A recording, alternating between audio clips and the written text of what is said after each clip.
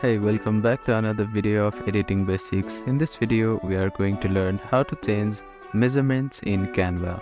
First of all, open a blank design where you are working. After that, you can enable a ruler by clicking Shift and R in the keyboard.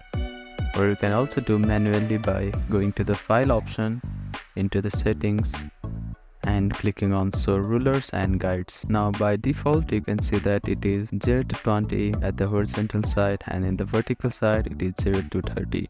If you want to change the measurements of these units, you can click on Resize and Magic Switch. Now head over to the Custom Size option. You can see that its current width is 21 and height is 29.7.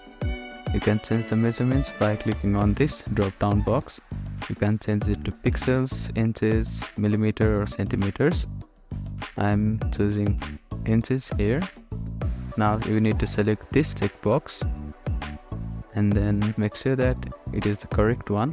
After that, click on continue. Now click on resize this design if you want to resize this existing one, or you can make a copy of this one and make a new design.